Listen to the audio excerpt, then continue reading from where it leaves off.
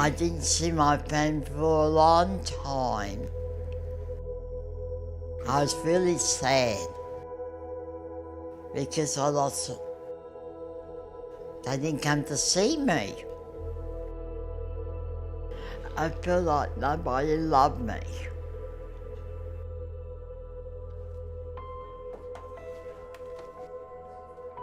So June lived from the age of 13 with the nuns for about 40 years. June lived then in a hostel system until she was 63. In total, June lived in institutional settings for about 50 years of her life. As she grew up, she became a worker and worked in one of the laundries, or in fact two of the laundries that were run by the nuns. And that was pretty hard work. We used to do the floors. Yeah, the floors and what other sorts of things? And I used to do the mangles. The mangles. Whereabouts was that? At Mitchelton. At the laundry, was it? Yes. In fact, that's how I met you, because we met back in 1985. Yeah. And that was how I met you, because you were working at the laundry then. I was working with an advocacy organisation at that stage, and we were quite concerned about the rights of the people who were working there. When the support wasn't going to be there anymore for June from the church, she then moved out to live with somebody, but then from there she got lost, then moved into the hostel system. Yeah. So a lot of people didn't know where June was for many, many years. They put me into my haven. I used to get punished and all, my word I did. Some awful things were happening in the hostel system that Sufi became very aware of. Sufi, which was an advocacy organisation. Sufi became involved because they were very aware that there were quite a number of people in the hostel systems who were very vulnerable. It had to be planned properly about how June moved to her own home, and that took time and planning. And the people around her that had a vision for that, and I guess there was pressure at that time to move June into other institutional environments, but that vision never swayed. I guess we had that vision, and the people around June had that vision to ensure that she didn't endure institutions any longer. This door. I'm going up to see Uncle Roy.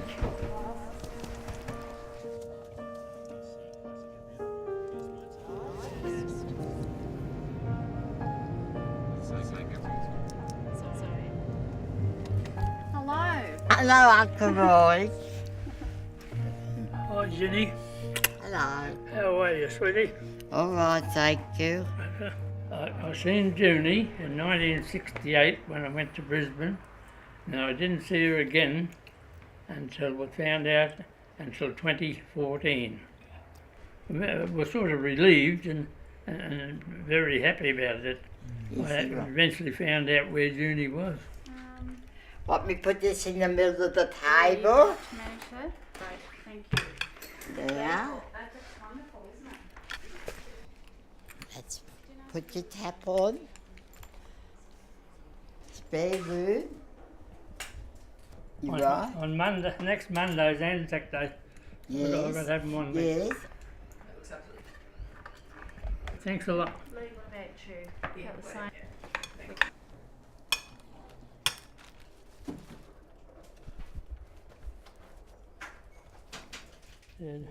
That one there. Junie never ever went to school. She wasn't able to. And they didn't have schools them days. But how she recovered, and since then when I've learnt what she went through, she's a marvel. Yeah.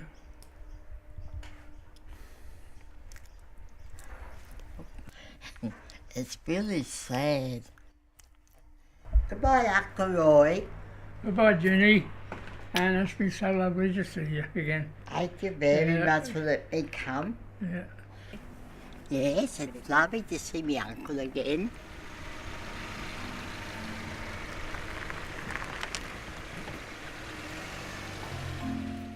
A private company was set up, and what Greg tried to do was to get some really good people on that company so that the values about what would happen in June's life and the thinking and the planning could actually go ahead so that life could start to become better.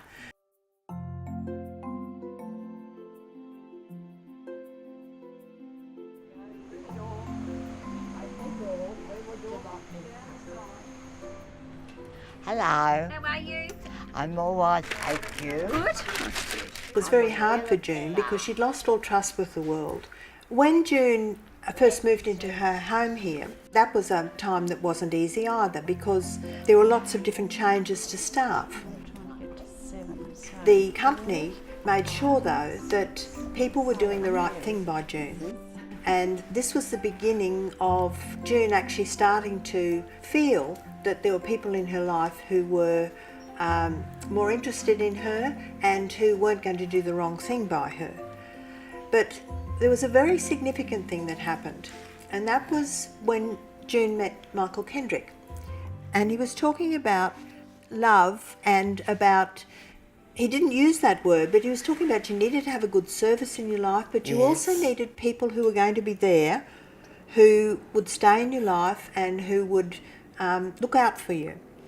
And I remember a couple of weeks later, you and I were doing a planning session, and you told me that you understood what Michael was talking about, and you said to me, I don't have anybody in my life who loves me.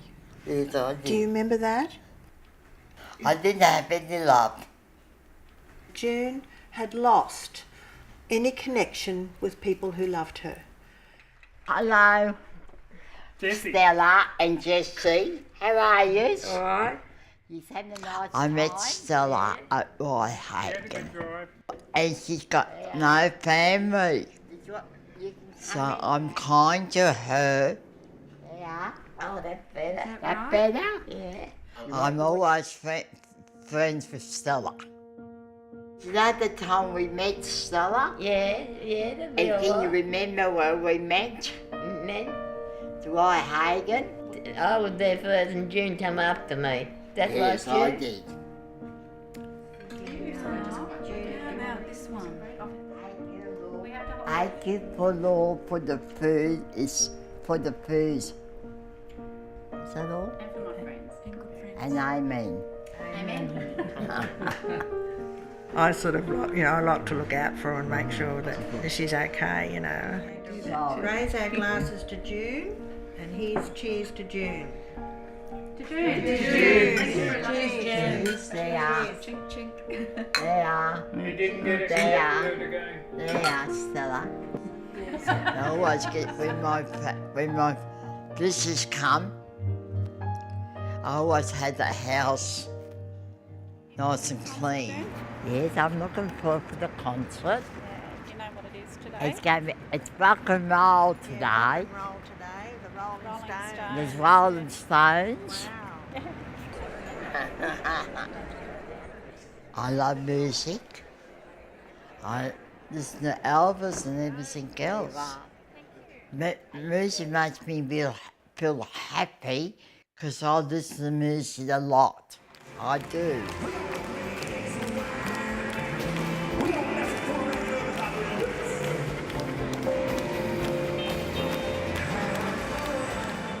I go to the concert, I go to bingo, I go swimming, I do the washing and wiping up, and I help do the floor. I pick out the clothes. Yeah. I've been to Canada.